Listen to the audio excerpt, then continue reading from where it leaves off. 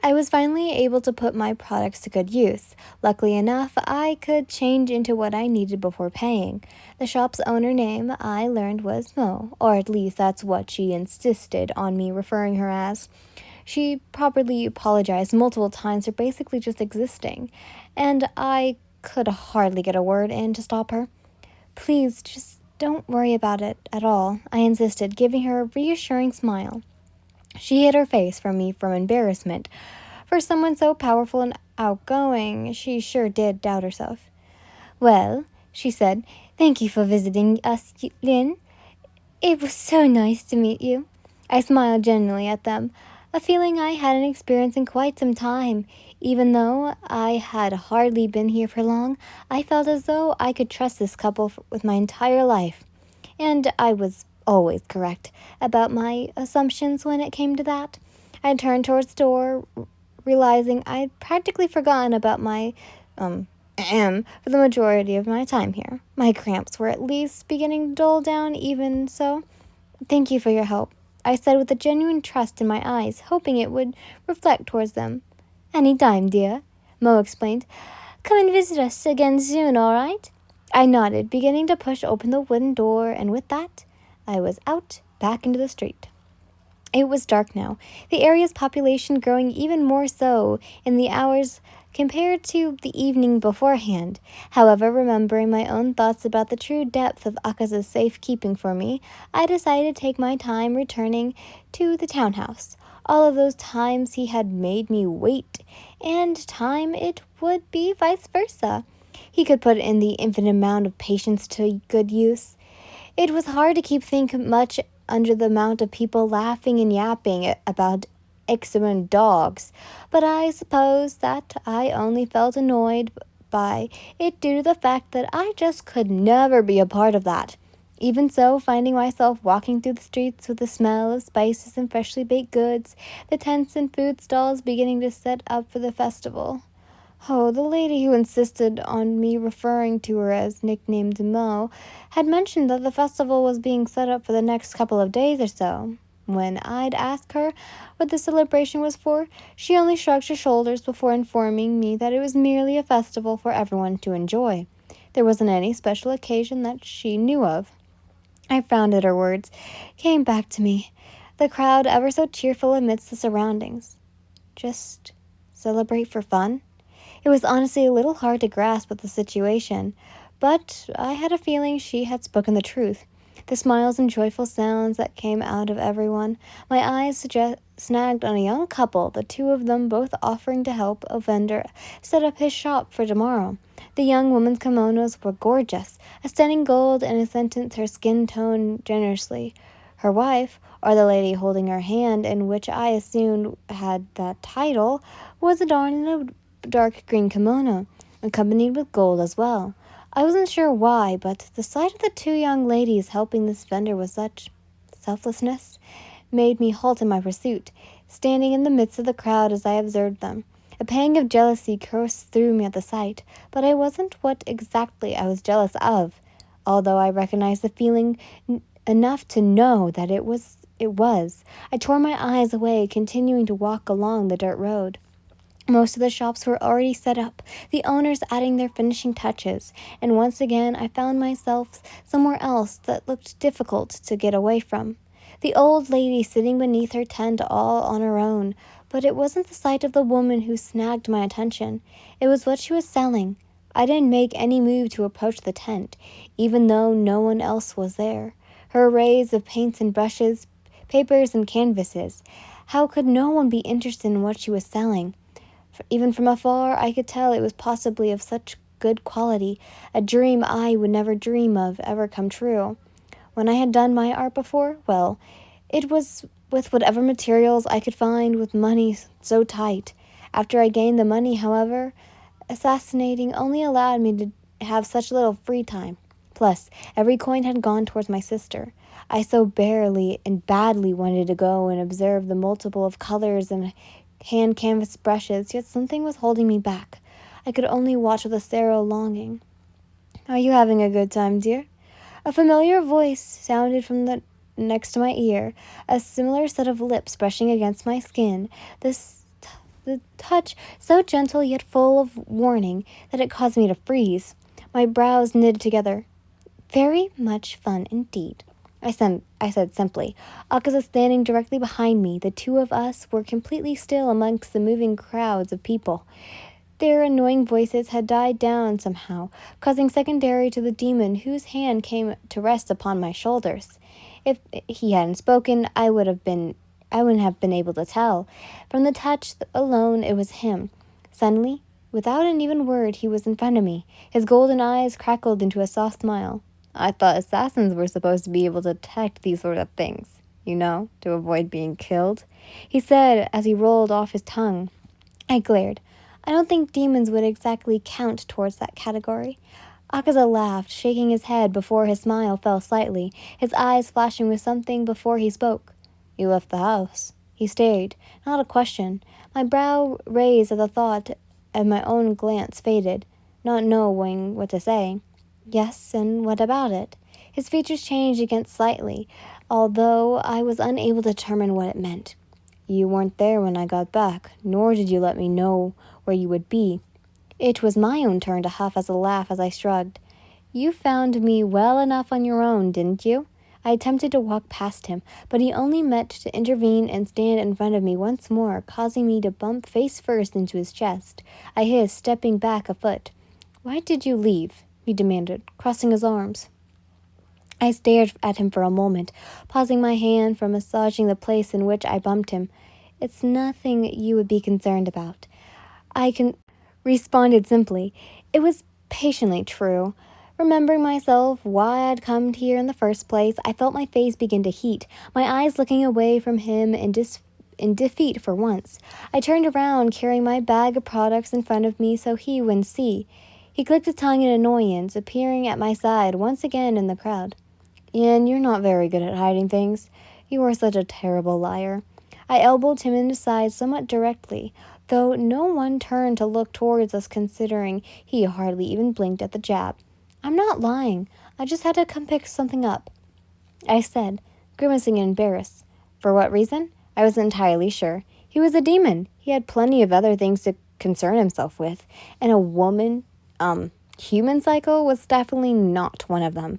Still, he kept asking, genuine curiosity taking the better of him. I didn't entirely blame him. It was probably the first time I'd actually left the house like this on my own since arriving. Even so, my embarrassment only seemed to grow. I truly hated being a woman sometimes. A headache was beginning to form along with other symptoms, and I deemed it was because of Akaza's pestering about what I'd come to get. Is it in the bag? Yes. Did you come to look at the festival?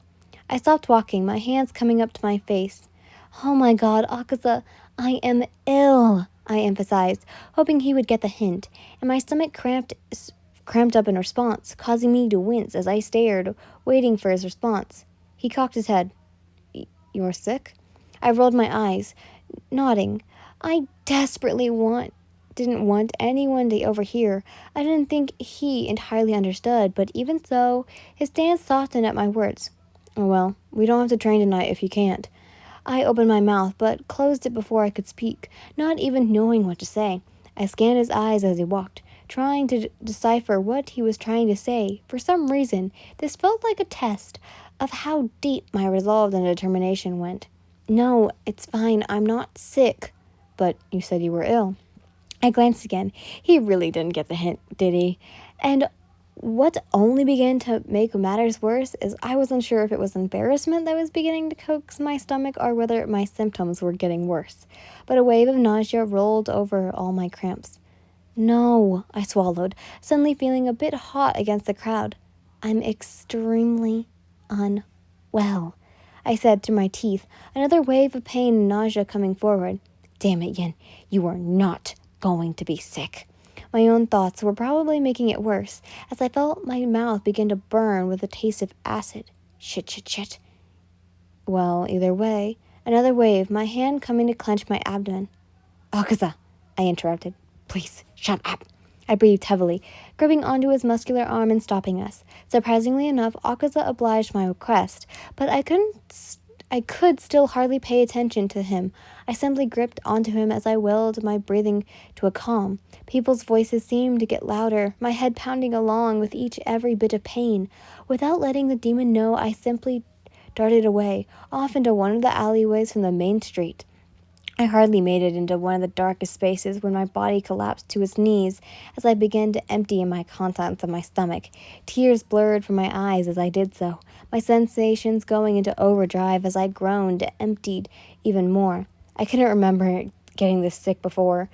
A shadow casted over the surrounding area, and darted glances lifted up my gaze to side-eye Akaza, as he stood surprisingly linning his features in a way that would have assumed me if I weren't in such a state at the moment. I couldn't begin to think much of the matter yet again. Another wave hit, and I doubled over once more, heaving out whatever was left. God, this was feeling worse. A sound of movement allowed me to realize that Akaza wanted me to be aware that he'd moved. He wanted me to know where he was this time, as he came up to my side, crouching down and observing me. I coughed, my eyes still watering as I breathed heavily. What kind of sickness is this? Akaza said behind me, well, slightly beside me as well, raising his voice a bit. I smiled lightly, coughing up once more. Clearly you haven't spent much time around human women before. I glanced at him from my side, raising a brow at his odd look. You. He trailed off, tilting his head. I nodded, hoping he finally understood. His eyes widened slightly, and he swallowed. The sight of him doing so would have been more than enough to make me laugh at any other time, but my head was beginning to feel a lot lighter after emptying my stomach contents. Even so, I laughed weakly, stars coating my vision. Did you not eat today, even with this condition? He asked skeptically. I frowned, looking away from him as I thought. Now that I realized I truly hadn't eaten yet, probably a bad call on my part. I shook my head with whatever effort I had as Akaza then hissed at my weak form. How irresponsible of you. Before I could retort back, he scooped me up, carrying me in a way I was all too familiar with now. You must be really sick if you think if we're training with you like this, he stated, peering down at me with those eyes judgingly. I glanced, feeling myself tingle a bit in the place he wasn't touching, as if those areas weren't even a part of me anymore. Like the only reason I was even conscious was due to how he held me. But I still couldn't bring myself to respond before the darkness in the alleyway became more achingly. Even with the sight glowing of the demon's eyes, my own vision began to blur, and soon enough, I was completely out. I slept for what felt like 5 minutes, waking up and feeling as though I hadn't slept at all. It didn't take me long to remember what had happened with Akaza, the details coming back slowly as I came to, taking in the familiar area of my tiny bedroom in the townhouse. Good morning. Still lying down, I turned to find him sat cross-legged next to my bed, looking as though he had been simply waiting patiently for me to awake. My eyes burned as I looked up at him, my head still throbbing and letting me know that I wasn't nearly as rested as I should have been. After a few moments, I came to my decision. I hummed in response to the demon turning over in dismissal as I brought my blanket over to cover me more, shifting to get more comfortable in my current position. I could practically feel his annoyance glare shooting towards my back. Not enough rest?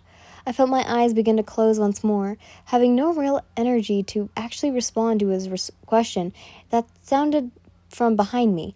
But just as they fluttered close, I simply felt Akaza's breath on my face, tickling my nose before I opened my eyes slowly, finding him lying down on his back beside me, his hard-ridden stare.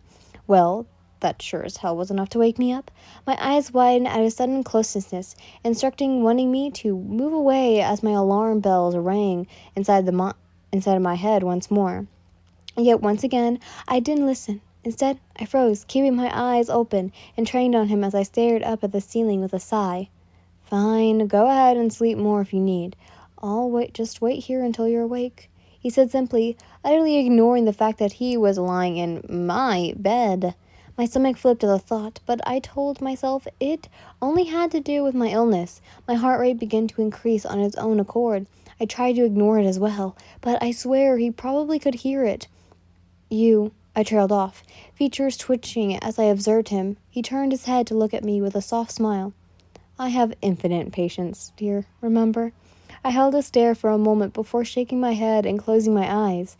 That was another reassuring realization came into my mind, causing my eyes to fly open again as I groaned.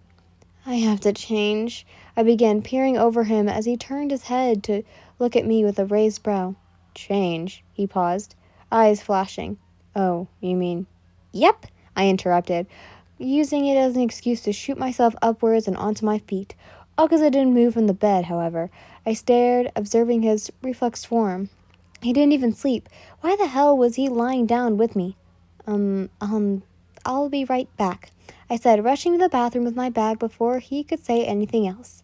By the time I returned, my nerves were still elevated completely, my mind still unable to forget the sight of his face so close to mine. There was seriously nothing wrong with me. I tried to calm myself before walking back into my bedroom, finding Akaza's chest moving slowly with his breathing. Was he sleeping? He had his hands rested on his stomach, lying on his back beneath the covers. I had probably thrown over him in the quick attempt to get up. I swear I didn't mind the single noise, yet Akaza knew I was there watching him. Without opening his eyes, he spoke. Is everything all right, Yin? I hesitated before answering. Of course, why wouldn't there be? He chuckled softly, his vest-covered chest moving with the sound. You seem nervous. His words had me taken aback as I glanced, approaching the bed. I didn't get nervous, was all I could say. Akaza could only keep his small smile upon his lips, nestling into the bed further. I suppose it's only another symptom of your condition. He was trying to rile me up, another test to see whether my loyalty lays. Glancing at him even though he couldn't see me though. I decided I wasn't going to let him see any part of me, whatever was doubtful. So I made my move. Climbing over the sheets again in one swift movement, I felt the demon beside me go still, as if that were the last thing he expected me to do. Not only that, I allowed my own body to actually make contact with his. Finally, Akaza opened his eyes, the two flashing with surprise as he looks over towards me. I don't get nervous about anything, I lied, turning my face to face him and lying on my back, closing my eyes and resting my head onto the pillow. He didn't respond for a while, but I sure felt his golden eyes stare upon me. Then he was on top of me, his legs straddling my own, not aggressively, but enough aggressiveness that it forced me to open my eyes at his actions. He had a devilish smirk, a playful glint in his eyes. Either of us said anything for a moment, but my heart rate increased once again, the sound echoing in my ears like a drum. And though I did everything I could to ignore the way it made me feel, heat began to make its course straight for my guts, spreading through my form underneath him, even more so when he moved in closer. Why do I get the sense you're lying, dear? My gaze flickered across his face, the features that all read that he knew he was the one in control right now. My breath turned a bit ragged at the look. Sometimes his objectiveness truly struck me stupid, though I sounded even more stupid referring to him that way. I thought I was supposed to be sleeping, I said quietly, my eyes wandering over his figure. He hummed, his eyes scanning my eyes, my mouth, my throat, everything it seemed. I got bored when you're asleep. There's nothing to do. His soothing voice sounded as though we were speaking more to himself than me, especially as he continued to observe me. Akaza? His gaze went down towards my own, at the sound of his own name off my tongue. What is it? Why do you do this? His lips twitched, the sight making a knot grow in my stomach. I just said love. I got bored. I froze under him, feeling my eyes widened, my racing heart skipping a beat towards his words. We felt both silent, our eyes connecting as I attempted to read into what he was trying to mean, what he wanted for me, and whether it was not he cared. It's quite unfortunate that we can't train while you're like this, don't you think? I didn't know what to say, especially as he shifted, his touch etching an alarm feeling without me. He's a demon. What are you thinking? Though the way he was atop me, the way he had his hands on either side of my face as he watched me, his tattooed and palmed pale arms flexed for some moment. Yin, he said more sternly, his alluring voice losing its seductive tone. I looked up at him and away from his body, though the look in his eyes did little to discard any distraction I hoped I would provide.